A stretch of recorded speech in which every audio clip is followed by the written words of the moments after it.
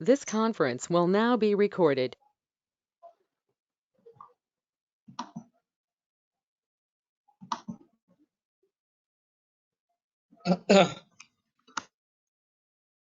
अद्य गुरुवासरः अथवा बृहस्पतिवासरः फाल्गुन कृष्ण चतुर्थी दिनांक 1 एप्रिल 2021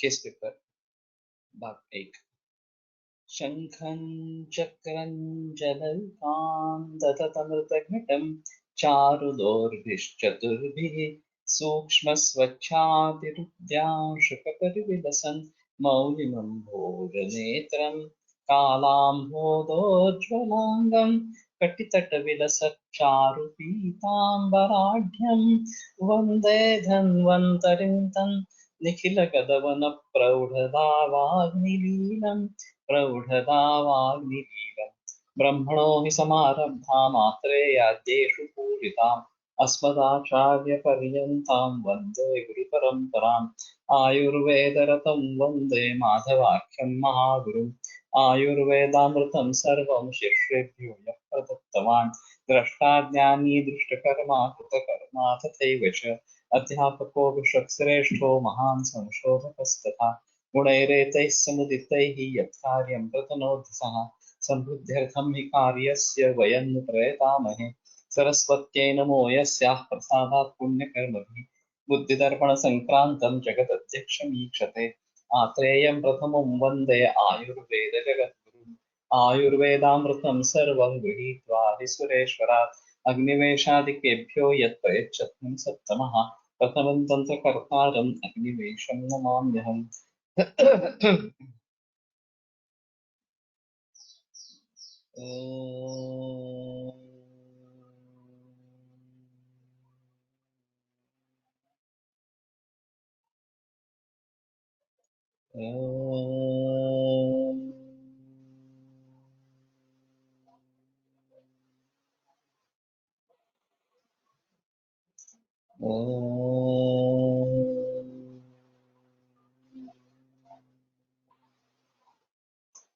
ॐ शांति शांति शांति।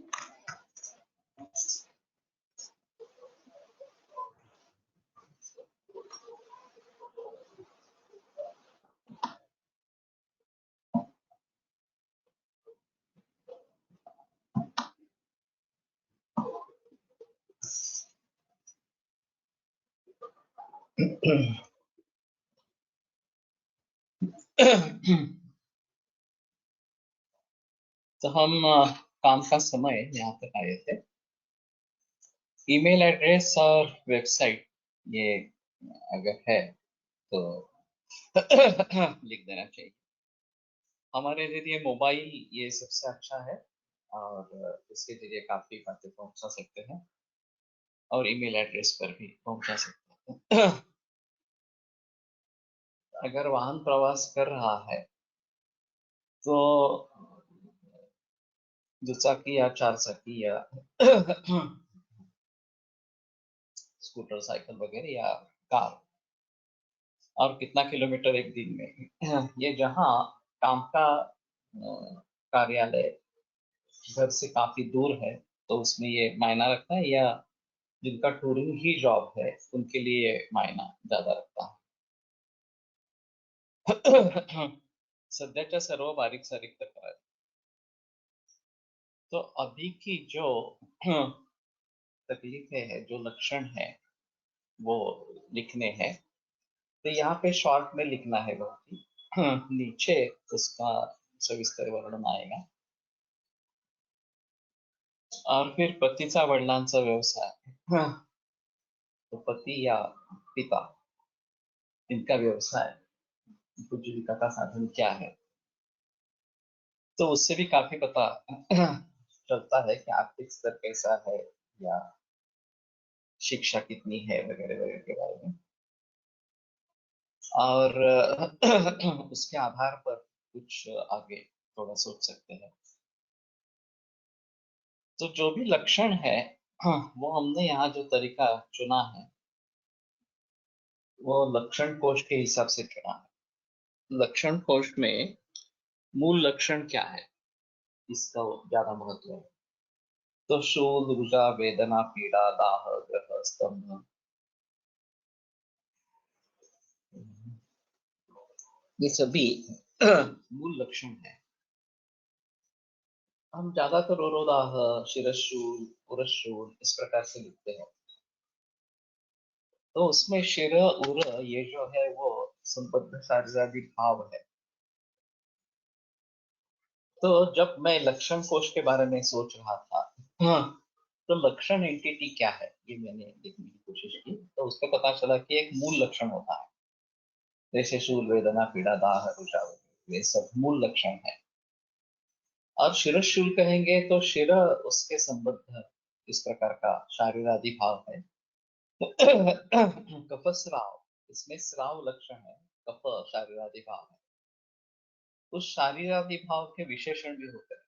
तनु कफ स्राव ऐसा है तो तनु ये कफ का विशेषण होता है। पीत कफ स्राव, तो पीत ये कफ का विशेषण इस प्रकार से। अयो माझा मोबाईल पडला वाटतं.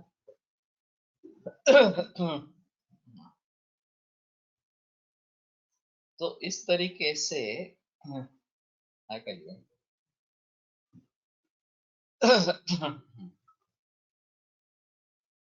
लक्षण उससे संबद्ध शारीरादि भाव, उससे संबद्ध उसके विशेषण अगर है तो लक्षण के भी विशेषण होते हैं तो उसके साथ में लिखा है। शूल तीव्र है, अल्प है, मंद है वगैरह वगैरह इस प्रकार। अधिक है तो अल्प, मंद, अधिक ये सब शूल के विशेषण इस प्रकार के हो जाए। और इसके आधार पर दोष का विनिश्चय होता रहता है। शूल तीव्र है तो वात से संबंध है, शूल मंद है तो कफ से संबंध है, दाह है तो पित्त से संबंध है। इस प्रकार से हम, हाँ, हर दोष के जो निज लक्षण इस प्रकार के है उसके बारे में सोच सकते हैं। तो ये एक अहम भूमिका इस प्रकार की रहेगी। हमारे पहले वैद्य विलास आनंद सर ने माधव पैकेज बनाया था। उसमें माधव निदान से 4000 लक्षण लिए थे, लेकिन उसका जो ढांचा था वो इस प्रकार का नहीं था। तो पहला रिकॉर्ड उनका अंशुमता सह वेदना विवर्त इस प्रकार का था। अब अंशुमान यानी कि सूर्य, और सूर्य जैसे ऊपर आता है वैसे वेदना बढ़ती है, ऐसा उस रिकॉर्ड का अर्थ हुआ। तो यहाँ मूल लक्षण है वेदना और वो अंशुमता सह विवर्त है। अंशुमान शारीरेतर भाव इस प्रकार का है। तो जिसको माधव निदान कंठस्थ है वो शायद, और संस्कृत अच्छा वो शायद ये हो पाए, समझ पाए, नहीं तो ये समझ पाना काफी मुश्किल इस प्रकार का है। तो उन्होंने शुरू में 5000 उसकी प्राइस रखी थी। फिर भी कुछ भी सेल नहीं हुआ तो उन्होंने फ्री कर दिया ये बाद में। और फिर भी कोई किसी ने उठाया नहीं, वो लिया लेने की कोशिश नहीं की। हमने ले लिया था लेकिन मेरे पास भी अभी नहीं है। अभी बिलासनान भी कहते हैं। तो उसके मुकाबले में हमारा जो लक्षण कोश और हेतु कोश, इन दोनों पर डायग्नोस्टिक सॉफ्टवेयर बना। उसमें लक्षण कोश में 85,000 रिकॉर्ड्स थे। तो 4,000 रिकॉर्ड्स के मुकाबले में 85,000 रिकॉर्ड्स, ये बहुत ही बड़ा इस प्रकार का था।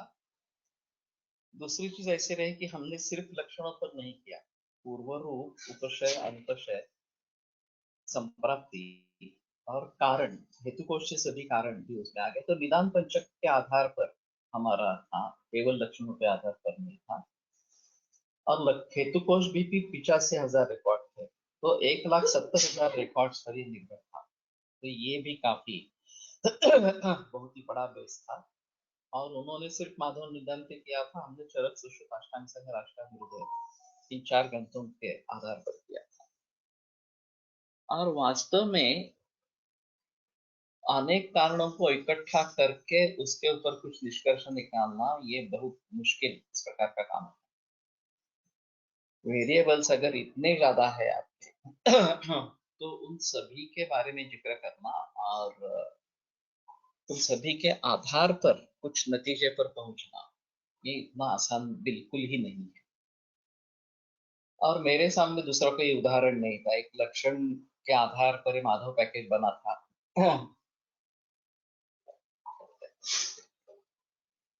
लेकिन दूसरा किसी इस प्रकार का कार्य सामने नहीं था।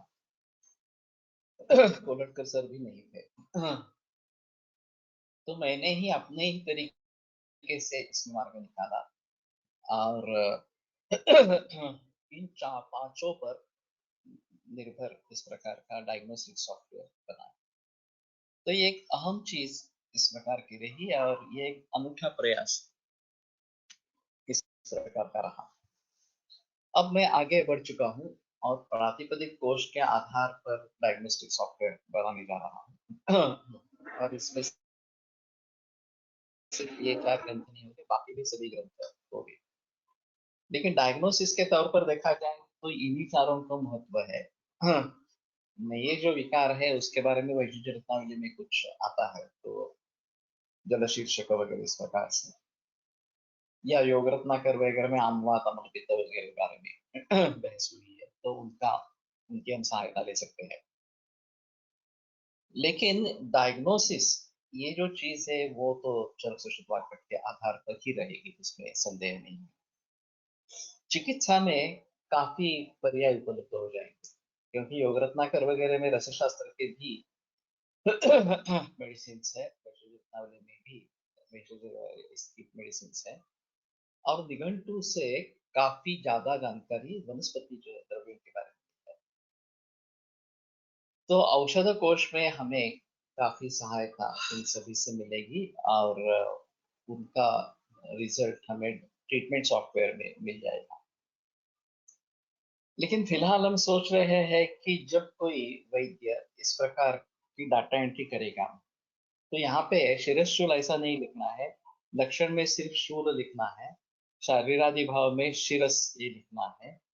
अगर उसका कुछ विशेषण है तो वहीं पे लिखना है, जैसे स्राव कफ तन इस प्रकार का है। अगर जैसे अंशुमता सवेदना विवर वगैरह जैसा है तो शारीरेतर भाव में वो डालना चाहिए। या इच्छा आतपे इस प्रकार की है तो इच्छा लक्षण होगा और शारीरेतर भाव में आतप इस प्रकार का होगा। उसका कालावधि कब से है, तो सबसे पुराना जो लक्षण है वो पहले लिखना है, क्रोनोलॉजिकली लक्षण लिखने। तो शुरू में क्या हुआ, सर दर्द होने लगा, फिर बाद में क्या हुआ, फिर छाती में सीने में जलन होती थी इस प्रकार से, फिर क्या हुआ, कभी कभी उल्टी होती थी और उल्टी होने के बाद ये कम हो जाता था, कशाने कमी होती, तो ये उपशय में जाकर गिरेगा। एक सर्दी के बाद उपशय इस प्रकार से कशाने वाढ़ते, तो अनुपशय किन चीजों से है, धूप में टहलते हैं तो बढ़ता है, क्रोध गुस्सा हो जाता है तो बढ़ता है वगैरह इस प्रकार से। तो वहां पे क्रोध या फिर आतप सेवन इस प्रकार का कषाय वाढ़ते इसमें आ जाएगा। तो इसका ये सारांश रहेगा कि शुरू में क्या हुआ और अंत तक अभी के लक्षण हुए, इस प्रकार के यहाँ तक हम पहुंचेंगे क्रोनोलॉजिकली। जो डायग्नोस्टिक सॉफ्टवेयर बना था उसमें आप लक्षण ऐड करते जा, कितने भी लक्षण ऐड करते कर सकते हो, उसमें कोई पाबंदी नहीं है। और जैसे जैसे एक एक लक्षण ऐड होगा वैसे पहले लक्षण से शुरुआत करके वो लक्षण कोश के डाटाबेस में घुस जाता है। वो लक्षण जिन जिन रोगों से संबद्ध इस प्रकार का है उसका एक टेम्पररी डाटाबेस बना देता है। अगर हमने शूल शिरस ये लक्षण डाल दिया तो शूल शिरस ये लक्षण किन किन रोगों में है वो सभी रोग एक लिस्ट में समा जाते हैं। अब दूसरा लक्षण ले लिया उरोदाह इस प्रकार, तो दाह उरसी। तो उसके संबंध में जितने भी रोग है वो भी एक लिस्ट बनेगी और वो पहले वाले लिस्ट में मर्ज हो जाएगी। तो फिर ये दोनों लक्षण जिन रोगों में है उनके मार्ग बढ़ेंगे। अगर वही रोग है तो उसके मार्ग बढ़ जाएंगे, गुण बढ़ जाएंगे। और नया है तो उसमें ऐड होता जाए। फिर सर्दी होती है और एक लक्षण ऐड हो गया, सर्दी के बाद उपशम होता है और एक लक्षण ऐड हो गया। तो इस प्रकार से जितने भी लक्षण है उन सभी लक्षणों के संबद्ध जो भी रोग है वो इस प्रकार से ऐड होते जाएंगे और ये बैकग्राउंड में काम चलता रहेगा कंप्यूटर का। इस प्रकार के शारीरेतर भाव जो बाह्य भाव है सृष्टि के वो शारीरेतर भाव है। इच्छा तपे द्वेषा स्वादुषु भक्षेषु वगैरह वगैरह, इस प्रकार के जो लक्षण दिखाई दे ज्यादातर मानसिक है। ये जो शारीरेतर भाव से जुड़े जो लक्षण है वो मानसिक इस प्रकार के हैं। तो फिर उसको हमने अलग इस प्रकार का किया है। इसमें भी व्यक्ति विशेष भी लिए है कोश में, एक्चुअली यहाँ पे डाला नहीं है, लेकिन ये गर्भिणी अवस्था में है, बाल में है, सुतिका अवस्था में है, इस प्रकार के है तो भी उसके लिए एक अलग फील्ड बनाया था व्यक्ति विशेष। तो ये शारीरेतर, हाँ मैं जिक्र कर रहा था कि एक जितने लक्षण है उतने लक्षण ऐड होते जाएंगे तो डाटाबेस कॉन्सेंट्रेट होता जाएगा। वो 2 3 4 लक्षण जिस रोग में है उसके मार्क बढ़ते जाएंगे तो वो ऊपर ऊपर चला जाएगा। आगे ये जो रोगों का डाटाबेस है उसमें गुणानुक्रम देखा जाएगा, जिसके गुण सबसे ज्यादा है वो सबसे ऊपर जाएगा और जिसके गुण सबसे कम है वो सबसे नीचे चला जाएगा। अब संप्राप्ति के जो रिकॉर्ड्स है वो भी हमें हेतुकोश से मिलते हैं। कारणों के रिकॉर्ड्स जो है वो भी हमें यहाँ से मिलते हैं। संप्राप्ति के कुछ रिकॉर्ड्स लक्षण कोश से भी मिलते हैं, पूर्व रूप लक्षण कोश से इस प्रकार का मिलता है। तो हेतु और संप्राप्ति के कुछ अंश हेतु कोश से, लक्षण और पूर्व रूप ये लक्षण कोश से, और उपशय अनुपशय ये हेतु कोश से इस प्रकार से मिलते हैं। तो हमें पांचों भाव इस प्रकार से मिल जाते हैं और सभी जगह यही तरीका है। जो भी इस प्रकार का अनुपशयात्मक है, उपशयात्मक है, जो भी है उससे संबद्ध जो भी रोग होगा वो अगर लिस्टेड नहीं है तो लिस्ट में आ जाएगा, अगर लिस्टेड है तो उसके गुण बढ़ जाए।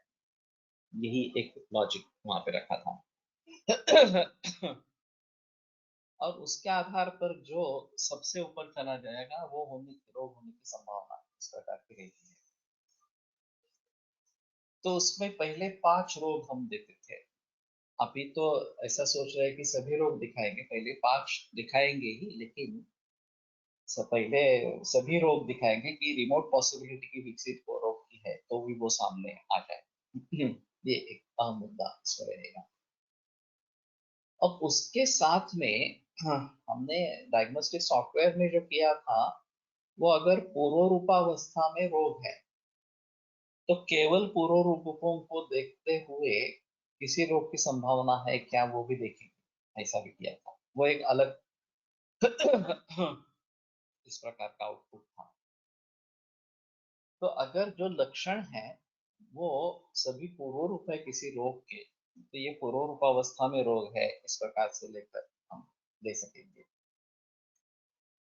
और तीसरी बात जो वहां पे ज्यादा हुई नहीं थी वो अभी हमने की है, वो शारीरादि भाव के बारे में, कि ये लक्षण शारीरादि भाव से भी जुड़े होते हैं। जैसे कि ये दोषों से तो जुड़े होते ही है, दाह शूल रुजा वेदना पीड़ा ये सभी लक्षण जो है, तो दाह पित्त से जुड़ा है, शूल, वेदना, रुझा ये सभी वात से जुड़े हैं। कंडू तीनों दोषों से जुड़ी इस प्रकार की होती है। गौरव, स्तंभ ये कफ दोष से या वात दोष से संबंध होते हैं। तो एक लक्षण के हैसियत से किसी रोग से जुड़े होने के बावजूद ये दोष धातु मल से भी जुड़े इस प्रकार से है।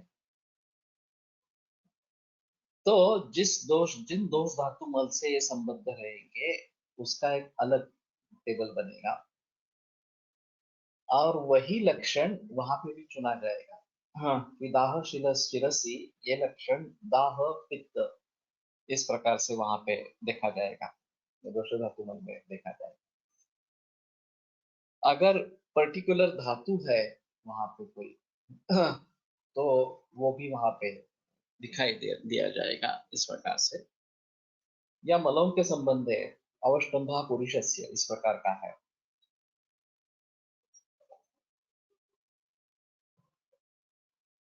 तो वो भी वहां पे दिखाई देगा। तो एक आउटपुट हमारा दोष धातु मल और उसमें अग्नि और सोपस ये भी लिए है, इसके बारे में रहेगा। तो शायद अगर आप जो विकार का डायग्नोसिस वहां पे आया है उस पर सहमत नहीं है तो ये बात दे सकते हैं कि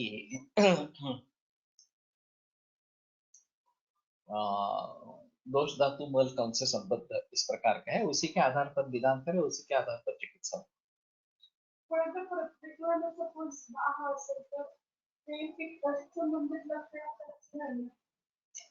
आशय पर गती पण येईल, तर पित्ताशी संबंध नागरिक नसेल तर वो तो कंडिशन रोग में देखी जाएगी। ग्रंथातलं जे असेल ते येईल। आशय प्रकर्ष गती है मारुता क्लेशम क्षय स्थानात आदाय रात्रिषु इतरेतर प्रसरति विसर्पति तदा भेदश्च दाहश्च तत्र तत्र अनवस्थितः। तो ये आशय प्रकर्ष गति जो है, जो माधव निदान में हमने पढ़ी है, वो भी लक्षण में आएगी इस प्रकार से अगर है। तो कहने का तात्पर्य ऐसा है कि जो भी रिकॉर्ड्स है वो सभी आपके सामने इस प्रकार से आते रहेंगे और फिर उसके आधार पर आप देख सकेंगे कि ये किन रोगों से, किन शारीरिक भावों से जुड़े इस प्रकार के हैं और उसके आधार पर एक डायग्नोसिस मिलता रहेगा। तो अभी हम सोच रहे हैं कि एक patient management software data entry का ऐसा भी इसके साथ में रहेगा और जैसे आप रिकॉर्ड भरते जाएंगे तो इंटरनली डायग्नोसिस का भी काम चलता रहेगा एंड बाय द टाइम आप केस पेपर पूरा करोगे तब तक इंटरनली कौन सा रोग है, कौन से दोष धातु मल है वगैरह वगैरह आदमी के बारे में क्या स्थिति है, ये सभी भाव आपके सामने आएंगे और इसका एक पेज बनेगा कि ये इस प्रकार के भाव है। तो एक सारांश रूप में आपके सामने ये बातें आ जाए, फिर उसके आधार पर जो चिकित्सा देनी है वो भी वो ढूंढ लेगा अपने डाटाबेस से और फिर वो चिकित्सा के विकल्प जो है वो सामने रखेगा कि ये इस प्रकार के चिकित्सा सूत्र हो, चिकित्सा योग हो, पंचकर्म वगैरह हो, जो भी हो वो सामने आ जाएगा। फिर आपको उनमें से चुनना है कि ये चिकित्सा मुझे देनी है, ये अप्रोप्रिएट लगती है इस प्रकार से।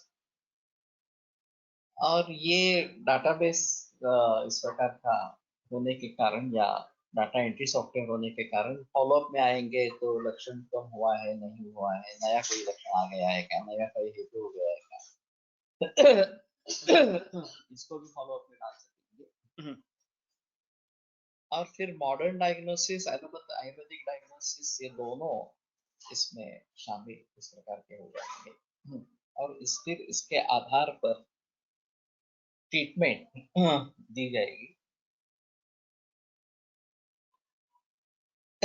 जो कोई ये सॉफ्टवेयर प्रयोग में लाने वाला है वो आपस में केसेस भेज सकते हैं और मैं सोच रहा हूँ इसके दो प्रकार के यूजर रहेंगे। एक तो वैद्य मेन यूजर इस प्रकार का रहेगा हम अभी जो बताना करना चाहते हैं वो क्लाउड बेस्ड वगैरह ऐसा कुछ वेबसाइट बेस्ड इस प्रकार का रहेगा, पोर्टल बेस्ड इस प्रकार का रहेगा। और फिर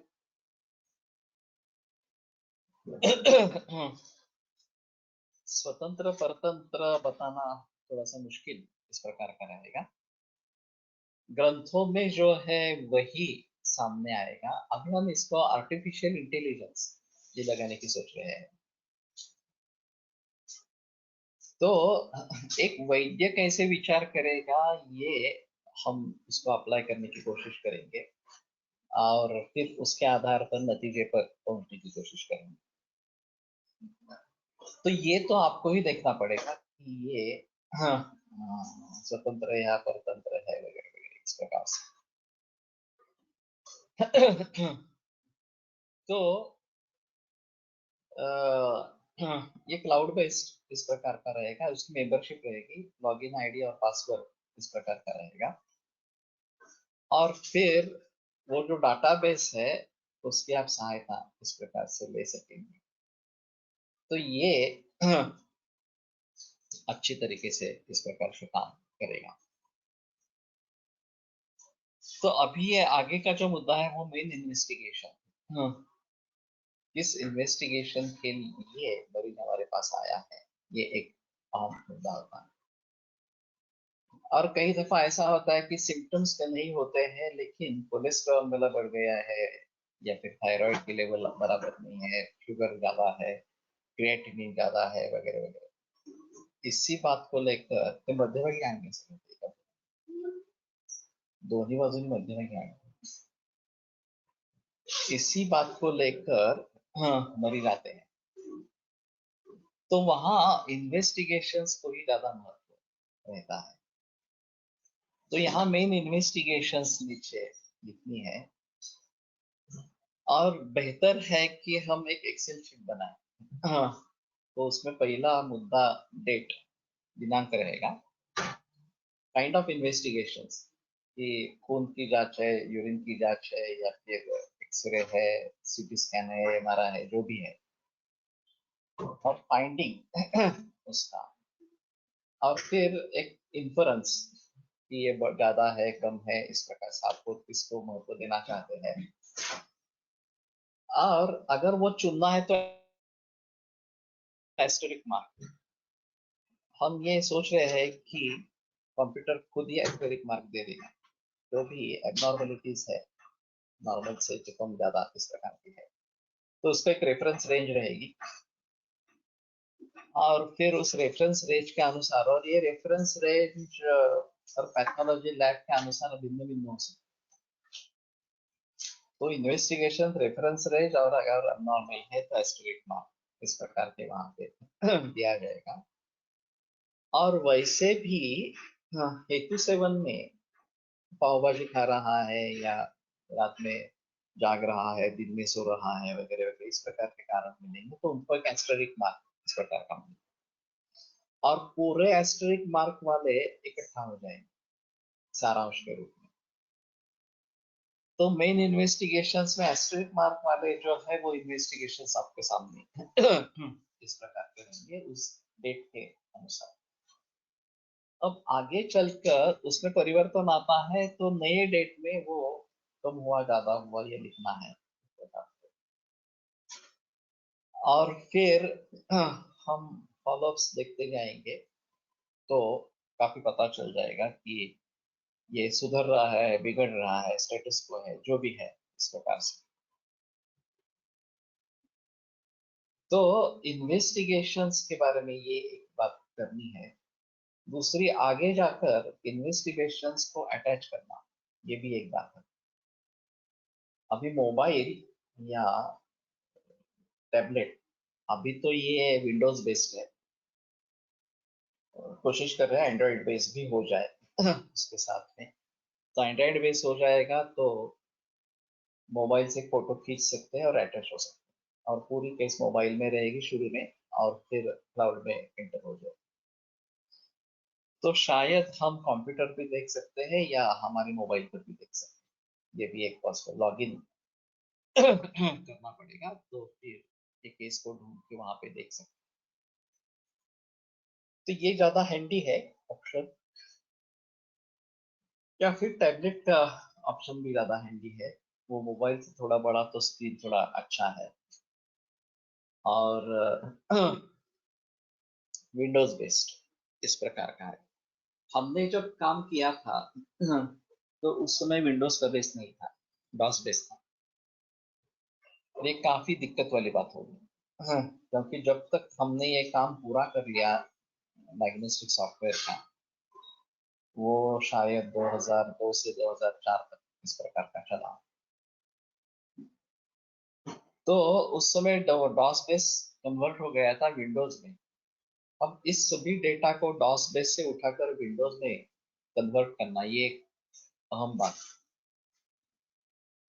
डीवी डीवीटीटी योगेश ये अभी नया फॉन्ट है। उस समय में डीवी वाई टीटी योगेश ऐसा कुछ था, अलग फॉन्ट था वो। इस फॉन्ट का कन्वर्जन करना, ये भी काफी इस प्रकार की मुश्किल बात है। हाँ, अभी तो डॉस बेस रहा ही नहीं है, अभी तो सब विंडो बेस है। तो ये कंप्यूटर वाली सभी बातों को ध्यान में रखते हुए हाँ, आगे बढ़ना है कि वहां पे जो डेवलपमेंट होती जाएगी। हमने फॉक्स प्रो में काम किया था उस जमाने में। हाँ, और फिर वो तो डाटाबेस चला गया, अब एमडीबी आ गया था इस प्रकार से।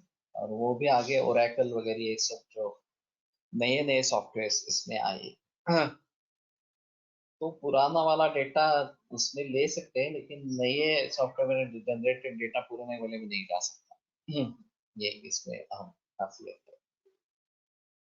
विंडोज 7 में जो डेटा है वो विंडोज 10 में दिख सकता है, लेकिन विंडोज 10 में दिखने वाला डेटा विंडोज 7 में नहीं दिखेगा। तो ये आपको अपग्रेड करना पड़ता है, बार बार अपग्रेडेशन होता रहना है। तो ये सभी भी बातें ध्यान में रखनी है कि ये कहाँ कैसे इस्तेमाल करनी है। वीवी के बारे में भी ऐसा हुआ, विजुअल बेसिक जो है, तो वो विजुअल बेसिक 8 वाला जो है वो देवनागरी सपोर्ट नहीं कर रहा था, 7 वाला करता था, 10 वाला करता था, ऐसे भी कुछ आपत्ति। तो ये भी काफी मुश्किल है इसमें है। तो इन सभी के बारे में सोचना है। तो इन्वेस्टिगेशंस उसका सारांश यहाँ पे एक्सेल शीट में रहेगा, और वो हमारे लिए ज्यादा बेहतर है। फिर भी हमारे साथ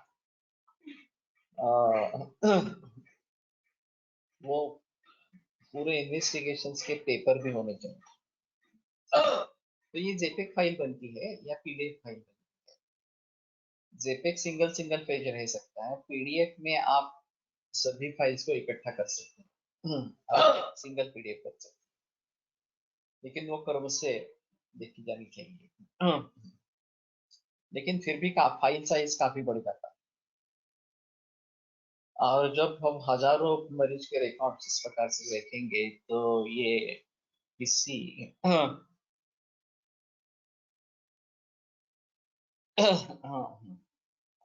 ये होंगे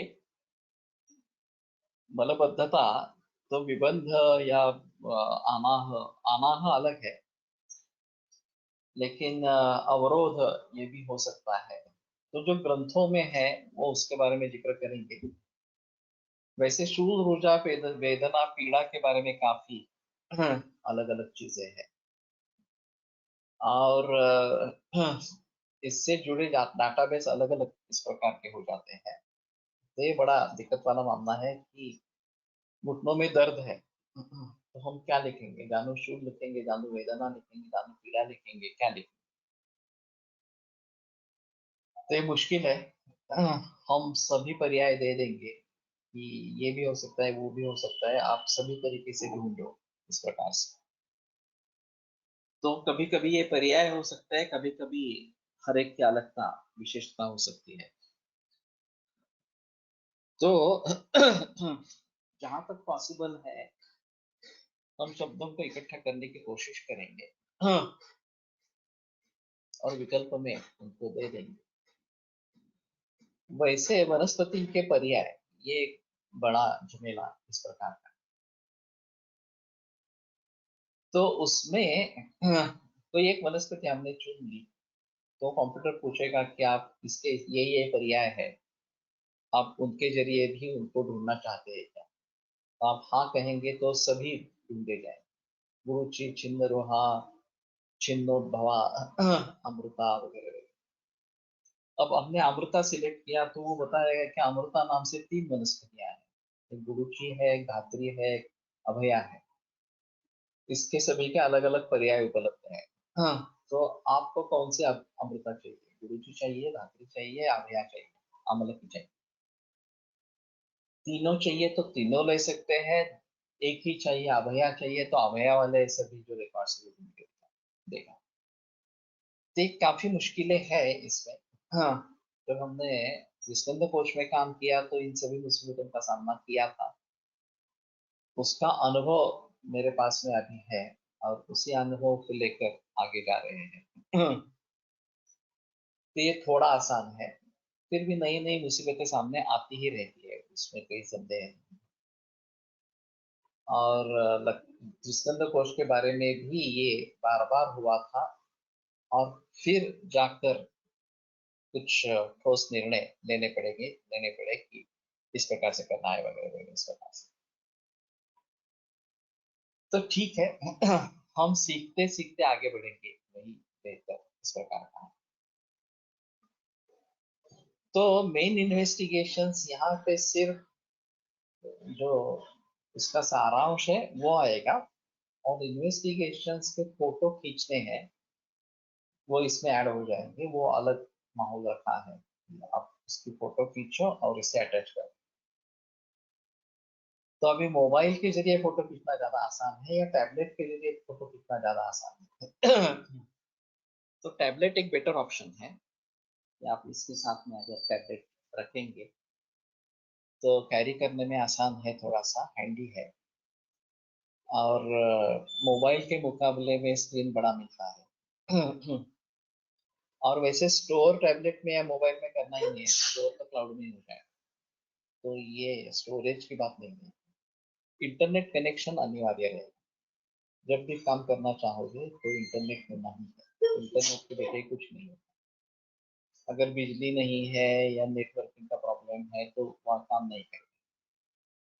तो ये इसमें एक थोड़ी सी भारत में पर्टिकुलरली ये मुसीबत है। विदेशों में ये दिक्कत नहीं रहती, कंटिन्यूस इलेक्ट्रिसिटी रहती है, या फिर नेट कनेक्शन लूज हुआ, ऐसा नहीं होता। ठीक है, तो इसके बारे में हमें सोचना इस प्रकार का है। तो मूल लक्षण क्या है? शारीरादि भाव, शारीरेतर भाव, विशेषण, उपशय, अनुपशय और मेन इन्वेस्टिगेशंस, ये सभी इस पहले पेज में आ जाएंगे। दूसरे पेज की तरफ मुड़ते हैं।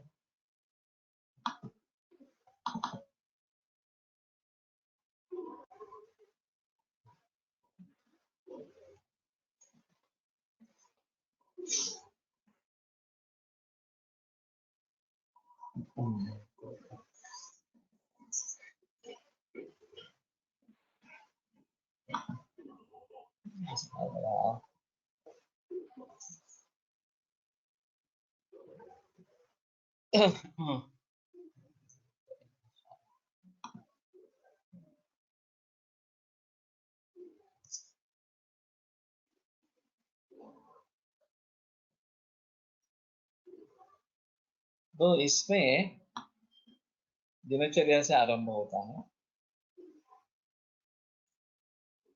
और सुबह कितने बजे उठते हैं,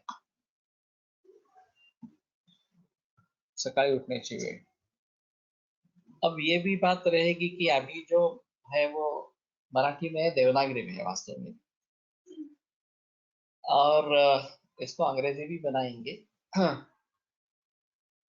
और फिर बाकी सब भारतीय भाषाओं में ट्रांसलिटरेशन हो। तो थोड़ा इसकी सहायता लेनी पड़ेगी उस भाषा के जो अ, जिनकी वो मातृभाषा है, कन्नड़ा हो या तेलुगु हो या पंजाबी हो वगैरह वगैरह इस प्रकार से। तो मूल डाटाबेस तो वही रहेगा, उसमें कोई प्रॉब्लम नहीं है। लेकिन लैंग्वेज का ऑप्शन रहेगा। और ये भी बात सोच रहे हैं कि अगर ये एंड्रॉइड बेस भी हो जाता है तो मरीज को कहेंगे तुम ये ऐप ओपन करो और खुद ही भरो, और जितनी जानकारी हमें ज़्यादा चाहिए वो मरीज क्लिनिक में आने के बाद हम ले सकते हैं। ऑनलाइन कंसल्टेशन करना है तो दोनों तरीके उपलब्ध है, आप विंडोज बेस भी कर सकते हैं या फिर ऐप बेस भी कर सकते हैं, तो उसकी सुविधा के अनुसार करेंगे। और यही पूरा फॉर्म भाषांतर लिप्यंतर होके सामने आ जाएगा। तो सभी इंडियन लैंग्वेजेस और बाद में सभी विदेशी लैंग्वेजेस, चाहे जापानीज हो, जर्मन हो, फ्रेंच हो, इटालियन हो वगैरह वगैरह, ये सभी जो भाषाएं हैं उनमें भी करने की कोशिश इस प्रकार से करेंगे। लॉकडाउन में मैंने स्वयं लक्षण कोश बनाना शुरू किया था, तब मुझे भी पर्याय नाम की समस्या आई थी, पर आपके बारे में जानकारी हुई कि आप प्राकृतिक कोश तैयार कर रहे हैं तो मैंने वो बंद कर दिया, क्योंकि वो काफी कठिन था। एक के बस की काम नहीं है, एक के काम का ये विषय नहीं है। ये टीम वर्क ही है, अकेले कर पाना मुश्किल है, और कंप्यूटर की सहायता बहुत जरूरी इस प्रकार की है। तो सुबह उठने का टाइम कितना है और बाद में रात को सोने का टाइम कितना है ये भी आता है। तो फिर निद्रा कितनी देर होती है, उसका समाधान होता है नहीं होता है वगैरह वगैरह बाद में पता चलेगा। और हमारे हिसाब में अगर ब्राह्मण मुहूर्त पर उठना है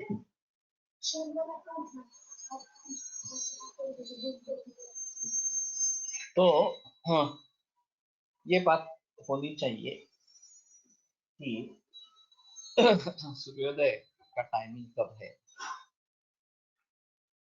और जिस दिन रिकॉर्डिंग कर रहे हैं उसमें शायद ये बात हो सकती है। अभी सूर्योदय का समय भारत में तो ज्यादा सुनिश्चित इस प्रकार का है, ज्यादा वेरिएशन नहीं होता। सुबह 6 6:15 से लेकर 7:15 7:30 बजे तक सूर्योदय होता है ज्यादा से ज्यादा, और शाम को सूर्यास्त भी इसी तरीके से 6 बजे से 7 बजे तक इस प्रकार का होता रहता है, ज्यादा वेरिएशन नहीं है। लेकिन फिर भी अगर हम चाहते हैं तो सूर्योदय के पहले है नहीं है इतना एक ऐड कर सकते हैं, और कम से कम सूर्योदय से पहले तो उठना चाहिए ये बता सकते हैं, नहीं है तो स्ट्रेट मार्क मिल जाएगा, ये गलत इस प्रकार का है। सुबह क्या लेते हैं, चाय कॉफी दूध या अन्य, सिर्फ गर्म पानी लेते हैं वगैरह, इस प्रकार से भी होता है। फिर उसकी क्वांटिटी होती है ये रहेगा उसमें। और उत्साह ये वात का लक्षण है। सुबह उठने के बाद अगर उत्साह है तो वात प्राकृतिक है, उत्साह नहीं है तो वात प्राकृतिक नहीं है। तो इसमें एस्टेरिक उत्साह नहीं है तो एस्टेरिक मार्क इस प्रकार का हो जाएगा। व्यायाम हर रोज करते हैं या नहीं करते हैं, तो फिर करते हैं तो क्या करते हैं, घूमने के लिए जाते हैं, जिम करते हैं, या जोर बैठक सूर्य नमस्कार वगैरह जो भी करते हैं उसके बारे में जानकारी होनी चाहिए। व्यायाम नहीं करते हैं तो ये एस्ट्रेट मार्क मिल जाएगा कि ये हेतु है इस प्रकार से। तो स्नान हर रोज करते हैं नहीं करते हैं, फिर गर्म पानी से करते हैं या ठंडे पानी से करते हैं, कितना बार करते हैं, शिर स्नान हर रोज करते हैं या हफ्ते में 2 3 बार करते हैं, और फिर उसमें गर्म पानी लेते हैं ठंडा पानी लेते हैं, और हफ्ते में कितनी बार वगैरह। तो उष्णामुदादककायस्य परिश्रेष्ठो बलावः तेनैव पुष्पमार्गस्य बलरुत्केशः। अगर सर के ऊपर से गर्म पानी ले लेंगे तो वो पुष्पमार्ग का बल हरण करता है और केश और चक्षु का बल हरण करता है। तो ये बात ध्यान में रखनी है कि सर के ऊपर ठंडा पानी, योग भी है इसमें, अभिलक्षा यहाँ पे नहीं होगा, लेकिन योग के बारे में पूछते हैं। योगा करते हैं इसमें आसन और प्राणायाम मुख्य है। अगर धारणा ध्यान वगैरह इस प्रकार से समझ में आता है तो ये दिखना है। क्षुधा होती है, नहीं होती है, कभी होती है कभी नहीं होती है, तीनों विकल्प सामने आएंगे। और भूख लगी है इसलिए खाना खाते हैं या बाहर निकलना है, टेम्पटेशन है इसलिए खाना खाते हैं, ये भी एक अहम है। तो क्षुधा नहीं लगती है या कभी लगती है कभी नहीं लगती है, तो ये दोनों एस्ट्रिक मार्क में जाएंगे, हेतु में हो जाएंगे। अगर समय हो गया है इसलिए खाना खा रहे हैं, भूख नहीं होती है, तो भी ये हेतु होता था। और फिर भोजन के समय जो है टाइमिंग, वो निश्चित है या अनियमित इस प्रकार के है, ये भी देखना है। तो ये अगर अनियमित है तो वो भी हेतु बन जाता है। और वो कितने बजे है, रात 8 9 बजे 10 बजे, कितने बजे खाना खाते हैं, तो ये नीचे आता है कितनी वास्ता इस प्रकार से। होटेलिंग कितनी बार होता है, सप्ताह में, 15 दिन में, महीने में, 2 3 महीने में वगैरह। कम से कम सप्ताह में एक बार है तो भी कारण के रूप में पकड़ लेना चाहिए। अगर 15 दिन में, महीने में एक आध बार है या 2 3 महीने में एक आध बार है तो फिर ज्यादा जिक्र करने की जरूरत नहीं है। फिर भी उनको बताना तो है, तो अच्छा नहीं है, उसमें संदेह नहीं है, लेकिन इससे लगातार दोष बढ़ते रहेंगे, ऐसी स्थिति नहीं होगी।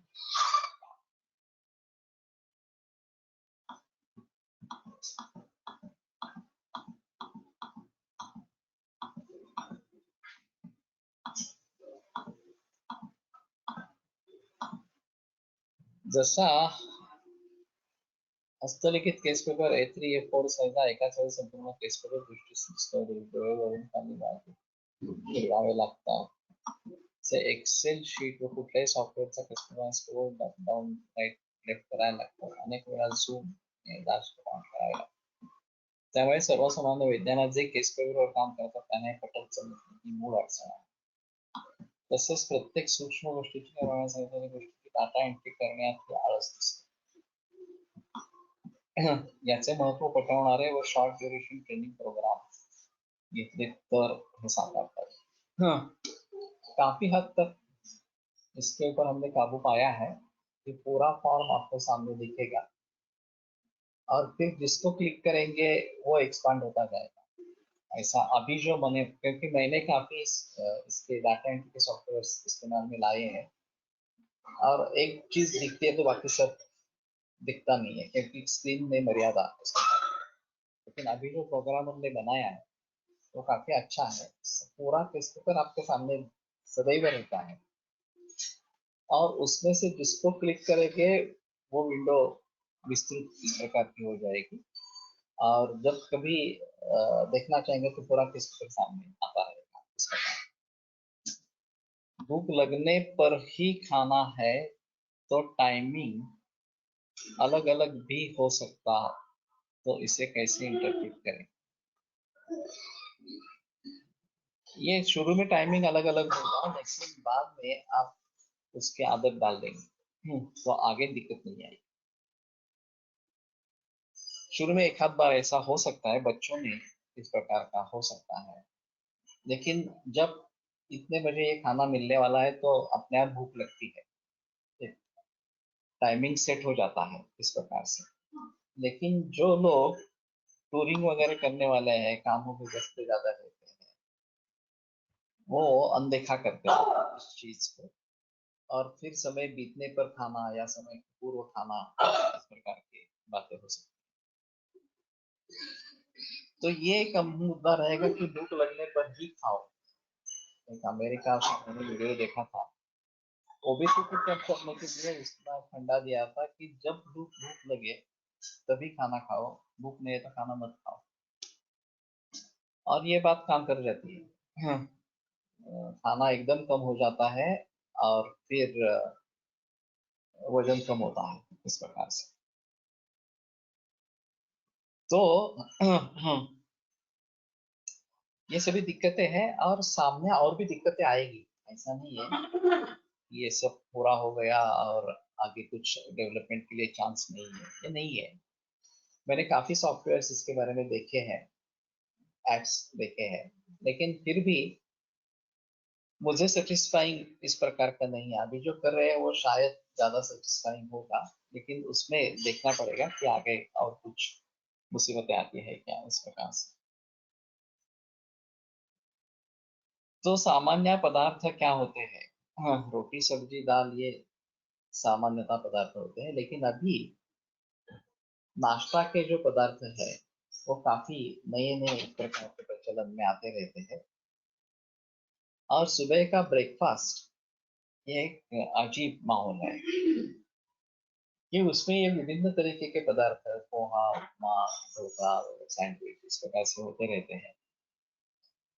और लोगों को पता नहीं चलता कि जिनका नित्य सेवन अपेक्षित नहीं है वो हम नित्य सेवन मिला रहे हैं। तो इसमें से एस्टेरिक मार्क इस प्रकार का हो जाएगा। सायं प्रातर्मनुष्याणाम् अशनं शुक्तिचोदकं नाथनान्तरा भोजनं कुर्यात्। इस सूत्र के मुताबिक तो 2 ही दफा खाना खाना। तो सुबह 10 साढ़े 10 11 बजे निकलते हैं तो खाना खा के निकले, शाम को 7 बजे वापस आते तो आने के बाद तुरंत खाना खाए, ये सबसे बेहतर तरीका है। लेकिन आप सुबह 8 बजे ही निकलने वाले हैं, हाँ, तो 8 बजे तो खाना नहीं हो सकता इस प्रकार से। तो फिर मैं सुझाव देता हूँ कि हाँ, लंच जो है वो डिवाइड करो, ब्रेकफास्ट और लंच में। लेकिन एक हमने अगर पूरा भोजन दिया होता तो दाल चावल और रोटी सब्जी और फिर बाद में उसके साथ में सैलेड वगैरह ऐसा कुछ हम ले लेंगे। तो डिवाइड करके सुबह सिर्फ दाल चावल खाओ और दोपहर में रोटी सब्जी लेके जाओ और शाम को आने के बाद पूरा खाना खाओ। लेकिन ये डिवाइड करना है इस तरीके से। और उस नाश्ते में यही लेना है, ये इडली ढोकला वगैरह ऐसा कुछ लेना नहीं। तो लोगों को वो बात पसंद नहीं आती, हाँ, क्योंकि हमें इतने ढंग का खाना खाने की आदत पड़ गई है, तो क्यों ये छोड़ दें, इसमें क्या बुरा है इस प्रकार से। तो ये रोगों का कारण हो सकता है, इसके बारे में किसी को पता ही नहीं है, ये सबसे अहम चीज इसमें है। तो तच्च नित्यं प्रयुज्यते शास्त्रं येनानुवर्तते अजातानां विकाराणाम् अनुत्पत्तिकरं चीयत्। तो जो ट्रेडिशनल डाइट है उस देश में उस जाति में वही लेते रहना अच्छा है। इस प्रकार से उसमें परिवर्तन लाते रहना बराबर है। और पहले हमारे घर में शुरू करें, फिर लोगों को बताएं। लेकिन हम भी अगर कुछ इसी प्रकार से नाश्ता वगैरह ये प्रकार से लेते रहेंगे तो दूसरों को कैसे बताएं। तो पच्च नित्यं प्रयुज्यते ये सूत्र का आधार लेना है। शीलशाली गोधूम एवं सृष्टि अगर लेने हैं तो उन्हीं में से पता जिनका शीलन ग्रंथों के अनुसार ठीक है, और न शीले के भी एक लिस्ट है, तो वो भी देखनी चाहिए कि ये इसका शीलन नहीं करना है इस प्रकार से। तो हाँ, इन बातों को ध्यान में रखते हुए इसके बारे में बताना है। और मेरा अनुभव रहा है लॉकडाउन में हमने इसी प्रकार से एक फॉर्म बना के लोगों को भेजते थे देश में और विदेशों में। तो टाइमिंग नहीं लिखते थे, पदार्थ क्या होते हैं नहीं लिखते थे, फिर उनको बताना पड़ता था ये लिखो किसी जगह खाना खाते हो क्या, और उसमें क्या क्या लेते हो इस प्रकार से। हाँ, खास करके हमारे हिसाब में जो महत्वपूर्ण चीज है जैसे कि दही है, पिकल्स या अचार इस प्रकार के हैं, स्पाइसी फूड है, तली हुई चीजें इस प्रकार की है, तो जो निश्चित रूप में स्वस्थ वृत्त का हिस्सा नहीं बनना चाहिए, वो अगर आदमी ले रहा है तो उसके बारे में उसको बताना ये आवश्यक इस प्रकार का होगा। और फिर उसके बारे में पहले जानकारी हमें होनी चाहिए कि ये हेतु है इस व्यक्ति के, और उन हेतुओं को टालने के लिए कहा कहना है। तो इसमें दो तरीके होते हैं, एक पथ्यापथ्य के बारे में निर्देश करेंगे कि ये लेना है नहीं लेना है इस प्रकार से। हेतु प्रत्यनिक चिकित्सा ये एक बात है, तो अगर हेतुओं के आधार पर हम कुछ चिकित्सा कर पाते हैं तो भी एक अच्छा इस प्रकार का रहेगा।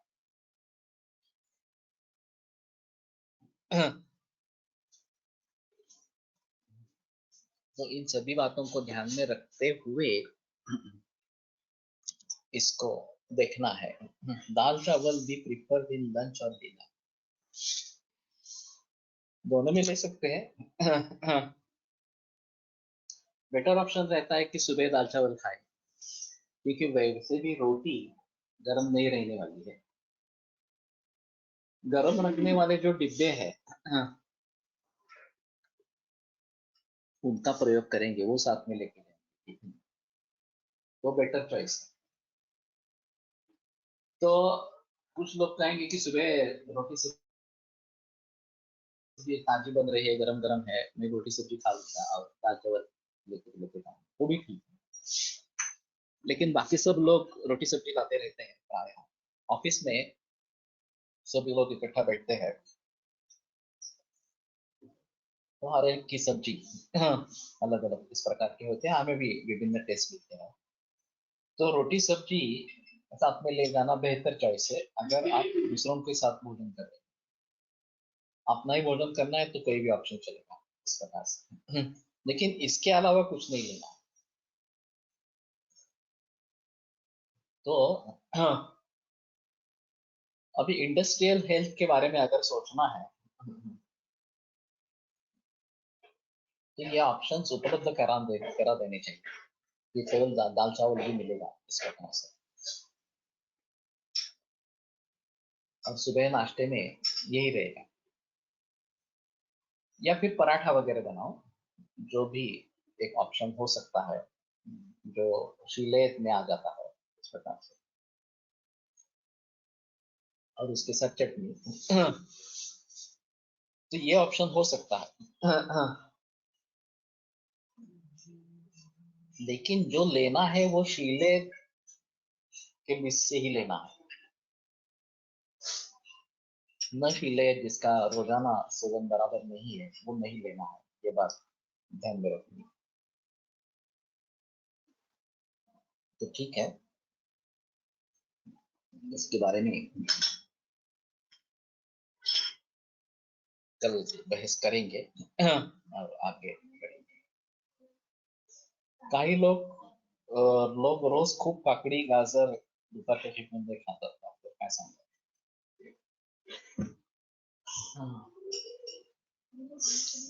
भोजन के शुरू में नहीं लेनी है, ककड़ी के बारे में जो है वो ज्यादा पथ्यकारक नहीं है। गाजर के बारे में बताना मुश्किल है क्योंकि गाजर विदेशी है, ककड़ी फिर भी भारतीय है। हाँ। और फलान यादव समजनीय, इसमें अपवाद विना मोठा फलम तत्व वर्चनीयाचे करते, केला भी भोजन के पहले नहीं खाना है और करकटी भी नहीं खानी। तो खानी है तो बीच में खानी है। और ये कच्चा खाना रफेज बढ़ाने के हिसाब से अच्छा है। जो नॉन वेजिटेरियन लोग हैं उनके लिए बेहतर, वेजिटेरियन है उनके लिए इस प्रकार का खाने की जरूरत है ही नहीं। कच्चा खाना है तो फल ही खाना ज्यादा बेहतर इस प्रकार का है, और उस भोजन के शुरू में खाए। तो विशेषमोच चोचाम्र मोदकोत्कारिकादिकम् अद्य द्रव्यं स्थिर ये स्वादुमंदम स्थिरम पुरः। तो चोचो उसमें भी आया है कदली वाग्भट के अनुसार, और वो भोजन के पहले खा सकते हैं। योग रत्नाकर में बताया गया है कि ये नहीं खानी है, शुरू में नहीं खानी है, इस प्रकार से। तो ये थोड़े थोड़े अंतर इसमें रहेंगे। फिर भी मैं मानता हूँ कि हाँ, हर रोज इस प्रकार से खाना बेहतर नहीं है। अगर ओबेसिटी की समस्या है, भूख ज्यादा लगती है, तो कच्चा खाना ठीक है, नहीं तो अ, पकी हुई चीजें ही खाना बेहतर इस प्रकार से रहेगी।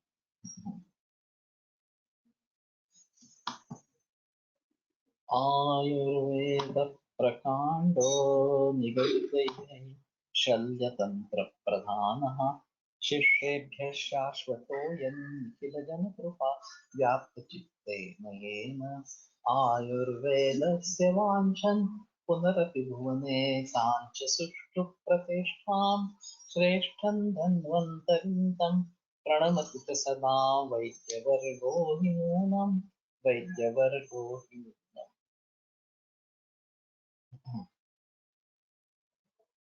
ओम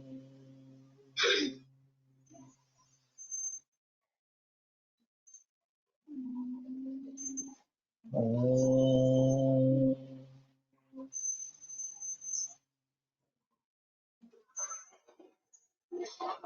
ओम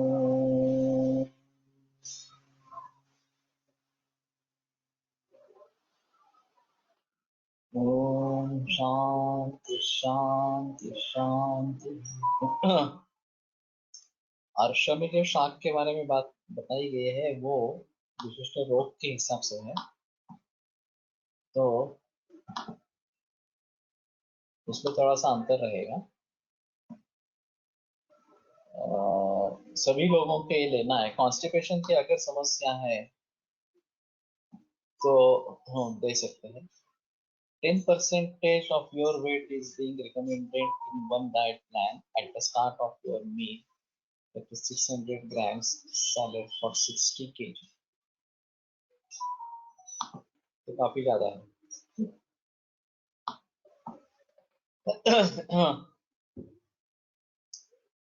तो पूरा भोजन ही हमारा 1000-1200 इतना होता है, उसमें 600 ग्राम, अगर 60 kg वेट है, 600 ग्राम तो ये घना आहार हो गया उतना। और ये भी फिर क्या कहेंगे, कच्चा इस प्रकार का। तो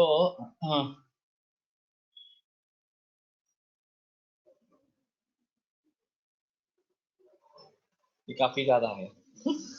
थोड़ा देखना पड़ेगा एलोपैथी में और हमारे में अंतर इस प्रकार